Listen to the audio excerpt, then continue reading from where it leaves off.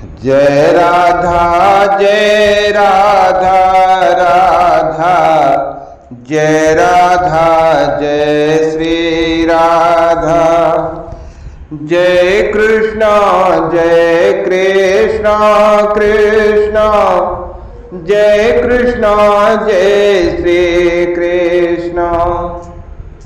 सच्चिदानंद रूपाय विश्वयुतपत्याद Hathaway तापत्रय विनाशाय श्रीकृष्णाय वयं नुमः। ओम कृष्णाय वासुदेवाय हरये परमात्मने प्रणत क्लेश नाशाय गोविंदाय नमो नमः। तप्त कांचन गौरांगे राधे वृंदावनेश्वरे वृषभानुसुते देवी प्रणमामि हरि प्रिये। वेणुगीत। श्री शुक उवाच एतं सरत स्वच्छ जलम पदमाकर सुगंधिना नियविशद वायुना बातम सा गोपाल कोच्युतः। श्री सुखदेव जी कहते हैं, हे राजन परीक्षित, शरद ऋतु के कारण वो वन बड़ा सुंदर हो रहा था। जल निर्मल था और जलाशयों में खिले हुए कमलों की सुगंध से सनकर वायु मंद मंद चल रही थे। भगवान श्री कृष्ण ने गौों और ग्वाल वालों के साथ उस वन में प्रवेश किया।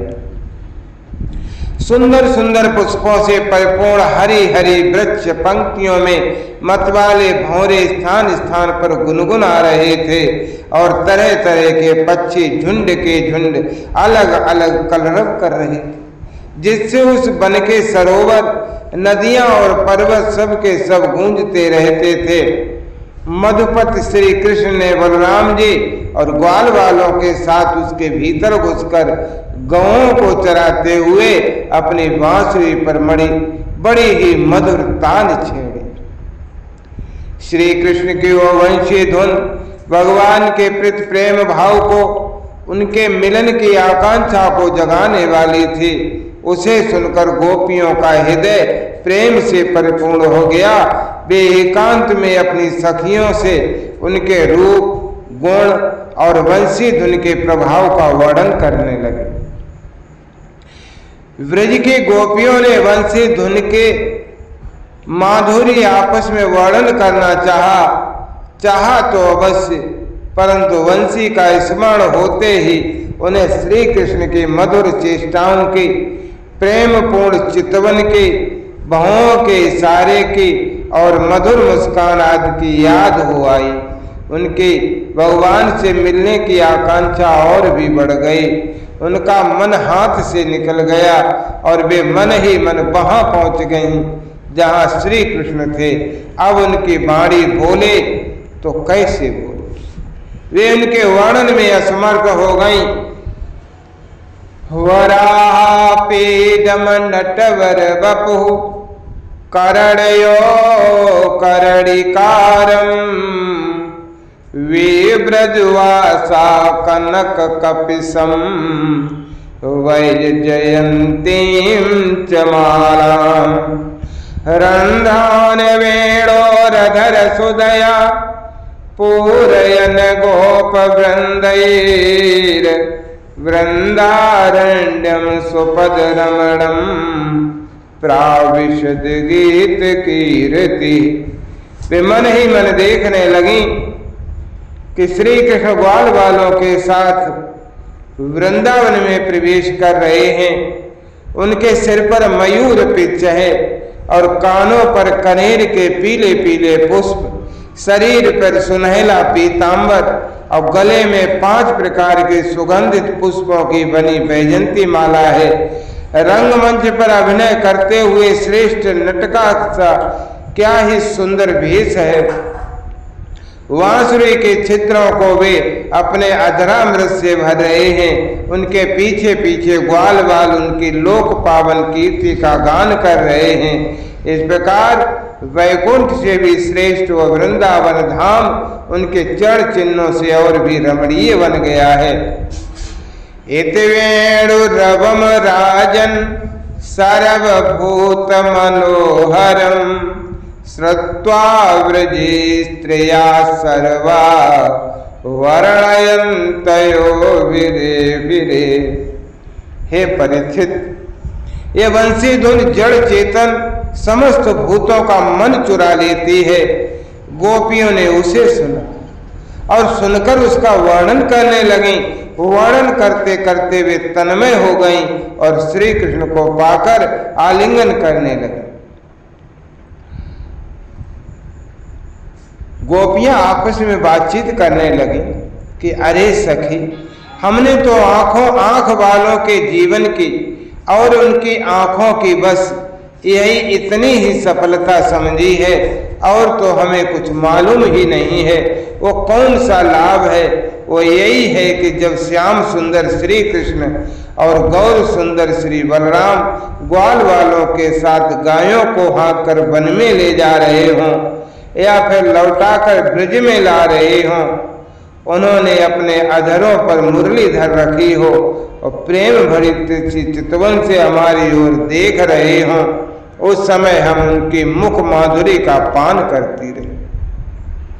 अरे सखी, जब वे आम की नई कोपलें, मोरों के पंख, फूलों के गुच्छे, रंग बिरंगे कमल और कुमुद की मालाएं धारण कर लेते हैं, श्री कृष्ण के सांवरे शरीर पर पीतांबर और बलराम के गोरे शरीर पर नीलांबर फहराने लगता है, तब उनका भेष बड़ा ही विचित्र बन जाता है। ग्वाल वालों की गोष्ठी में वे दोनों बीचों बीच बैठ जाते हैं और मधुर संगीत की तान छेड़ देते हैं। हे मेरी प्यारी सखियों, उस समय ऐसा जान पड़ता है मानो 2 चतुर नट रंगमंच पर अभिनय कर रहे हों। मैं क्या बताऊं कि उस समय उनकी कितनी शोभा होती। अरे गोपियों, ये वेणु पुरुष जाति का होने पर भी पूर्व जन्म में न जाने ऐसा कौन सा साधन भजन कर चुका है कि हम गोपियों की अपनी संपत्ति दामोदरों के अधरों की सुधा स्वयं ही इस प्रकार पिए जा रहा है कि हम लोगों के लिए थोड़ा सा भी रस शेष नहीं रहेगा। इस वेणु को अपने रस से सींचने वाली अहलदनियां आज कमलों के मिस रोमांचित हो रही हैं और अपने वंश में भगवत प्रेमी संतानों को देखकर श्रेष्ठ पुरुषों के समान वृक्ष भी इसके साथ अपना संबंध जोड़कर आंखों से आनंद अश्रु बहा रहे। अरे सखी, ये वृंदावन वैकुंठ लोक तक पृथ्वी की कीर्ति का विस्तार कर रहा है, क्योंकि यशोदानंदन श्री कृष्ण के चरण कमलों के चिन्हों से ये धरती चिन्हित हो रही है। हे सख, जब श्री कृष्ण अपनी मुनिजन मोहनी मुरली बजाते हैं तब मोर मतवाले होकर उसकी ताल पर नाचने लगते हैं। ये देखकर पर्वत की चोटियों पर विचरने वाले सभी पशु पक्षी चुपचाप शांत होकर खड़े रह जाते हैं। अरे सखे, जब प्राण वल्लभ श्री कृष्ण विचित्र वेश धारण करके बांसुरी बजाते हैं तब मूढ़ बुद्धि वाली ये हिरनियां भी वंशी की तान सुनकर अपने पति कृष्ण सार मृगों के साथ नंद नंदन के पास चली आती हैं और अपनी प्रेम भरी बड़ी बड़ी आंखों से उन्हें निरखने लगती हैं। निरखती क्या है, अपनी कमल के समान बड़ी बड़ी आंखें श्री कृष्ण के चरणों पर निछावर कर देती हैं और श्री कृष्ण की प्रेम भरी चितवन के द्वारा किया हुआ अपना सत्कार स्वीकार करती हैं। वास्तव में उनका जीवन धन्य है। हम वृंदावन की गोपी होने पर भी इस प्रकार उन पर अपने को निछावर नहीं कर पाती। हमारे घर वाले कुढ़ने लगते हैं। कितनी विडंबना है। अरे सखे, हिरनियों की तो बात ही क्या है। स्वर्ग की देवियां जब युवतियों को आनंदित करने वाले सौंदर्य और शील के खजाने श्री कृष्ण को देखती हैं और बांसुरी पर उनके द्वारा गाया हुआ मधुर संगीत सुनती हैं, मधुर संगीत सुनती हैं, तब उनके चित्र विचित्र आलाप सुनकर वे अपने विमान पर ही सुध-बुध खो बैठती हैं, मूर्छित हो जाती हैं। ये कैसे मालूम हुआ? सखी सुनो तो, जब उनके हृदय में श्री कृष्ण से मिलने की तीव्र आकांक्षा जग जाती है, तब वे अपना धीरज खो बैठती हैं, बेहोश हो जाती हैं। उन्हें इस बात का भी पता नहीं चलता कि उनकी चोटियों में गुथे हुए फूल पृथ्वी पर गिर रहे हैं। यहाँ तक कि उन्हें अपनी साड़ी का भी पता नहीं रहता, वो कमर से खिसक कर जमीन पर गिर जाती। अरे सखे, तुम देवियों की बात करती हो, देवियों की बात क्या कर रही हो? इन गौओं को नहीं देखती? जब हमारे कृष्ण प्यारे अपने मुख से बांसुरी में सुर भरते हैं और गौएं उनका मधुर संगीत सुनती हैं, तब ये अपने दोनों कानों के दोने संभाल लेती हैं, अर्थात खड़े कर लेती हैं, मानो उनसे अमृत पी रही हों। इस प्रकार उस संगीत का रस लेने लगती हैं। ऐसा क्या होता है सखी? अपने नेत्रों के द्वार से श्याम सुंदर को हृदय में ले जाकर वे उन्हें वहीं विराजमान कर देती हैं और मन ही मन उनका आलिंगन करती हैं। देखती नहीं हो, उनके नेत्रों से आनंद के आंसू छलकने लगते हैं। उनके बछड़ों की तो दशा और ही निराली हो जाती है। यद्यपि गायों के थनों से अपने आप दूध झरता रहता है, वे जब दूध पीते पीते अचानक ही वंशी धुन सुनते हैं, तब मुंह में लिया हुआ दूध का घूंट न उगल पाते हैं न निगल पाते हैं। उनके हृदय में भी होता है कि भगवान का संस्पर्श और नेत्रों में छलकते होते हैं आनंद के आंसू। वे ज्यों के त्यों ठिठके रह जाते हैं। अरे सखी, गौएं और बछड़े तो हमारे घर की वस्तु हैं, उनकी तो बात तो जाने ही दो। अरे वृंदावन के पक्षियों को तुम नहीं देखती हो? देखो, उन्हें पक्षी कहना ही भूल है। अरे सच पूछो तो उनमें से अधिकांश बड़े बड़े ऋषि मुनि हैं। वे वृंदावन के सुंदर सुंदर वृक्षों की नई और मनोहर कोपलों वाली डालियों पर चुपचाप बैठ जाते हैं, आंखें बंद नहीं करते, निर्निमेष नयनों से श्री कृष्ण की रूप माधुरी तथा प्यार भरी चितवन देख देख कर निहाल होते रहते हैं, तथा कानों से अन्य सब प्रकार के शब्दों को छोड़कर केवल उन्हीं की मोहनी वाणी और वंशी का त्रिभुवन मोहन संगीत सुनते हैं। मेरे प्यारे सखे, उनका जीवन कितना धन्य है। अरे सखी, देवता गौएं और पक्षियों की बात क्यों करती? वे तो चेतन हैं। इन जड़ नदियों को ही ले लो, इनमें जो भंवर दिख रहे हैं, उनसे इनके हृदय में श्याम सुंदर से मिलने की तीव्र आकांक्षा का पता चलता है। उसके वेग से ही तो इनका प्रवाह रुक गया है। इन्होंने भी प्रेम स्वरूप श्री कृष्ण की वंशी धुन सुन ली है। देखो देखो, ये अपने तरंगों के हाथों से इनके चरण पकड़कर कमल के फूलों का उपहार चढ़ा रही हैं और उनका आलिंगन कर रही हैं, मानो उनके चरणों पर अपना हृदय ही निछावर कर रही हैं। अरे सखे, ये नदियों तो हमारी पृथ्वी की, हमारे वृंदावन की वस्तुएं हैं। तनिक इन बादलों को भी तो देखो।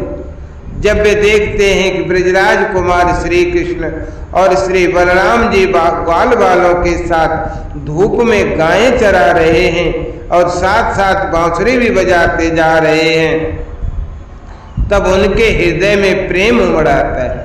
वे उनके ऊपर मडराने लगते हैं और वे श्याम घन अपने सखा घनश्याम के ऊपर अपने शरीर को ही छाता बनाकर तान देते हैं। इतना ही नहीं सकी, वे जब उन पर नन्ही नन्ही फुइयों की वर्षा करने लगते हैं, तब ऐसा जान पड़ता है कि वे उनके ऊपर सुंदर सुंदर श्वेत कुसुम चढ़ा रहे हैं।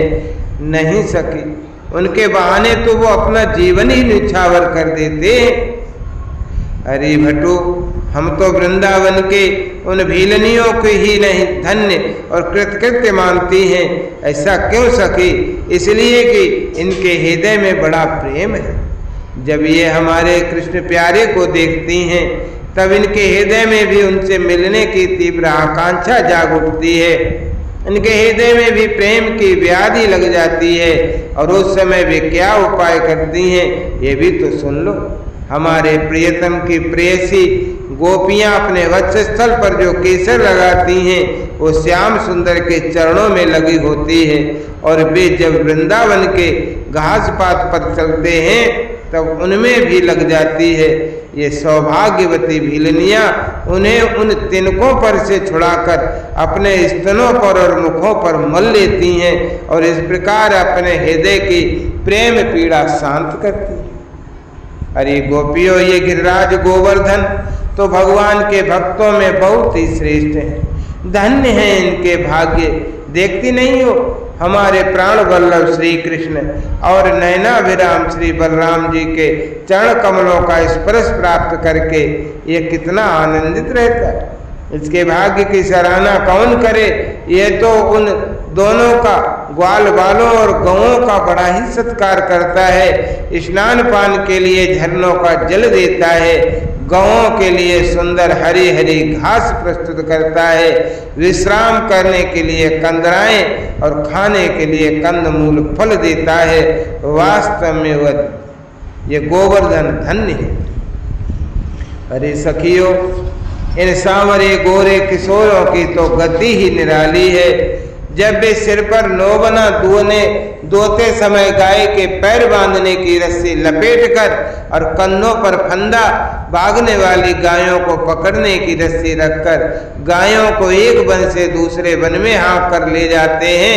साथ में ग्वाल बाल भी होते हैं और मधुर मधुर संगीत गाते हुए बांसुरी की तान छेड़ते हैं। उस समय मनुष्यों की तो बात ही क्या, अन्य शरीरधारियों में भी चलने वाले चेतन पशु पक्षी और जड़ नदी आदि तो स्थिर हो जाते हैं तथा अचल वृक्षों को भी रोमांच हो जाता है। जादू भरी बंसी का और क्या चमत्कार सुनाऊं? हे परीक्षित, एवं विधा भगवतो या वृंदावन चारिणा वर्णयन्तयो मिथो गोप्या क्रीड़ा स्तन्मयताम ययो। परीक्षित, वृंदावन विहारी श्री कृष्ण की ऐसी ऐसी एक नहीं अनेकों लीलाएं हैं और गोपियां प्रतिदिन आपस में उनका वर्णन करती हैं और तन्मय हो जाती हैं। भगवान की लीलाएं उनके हृदय में स्फुरित होने लगती हैं।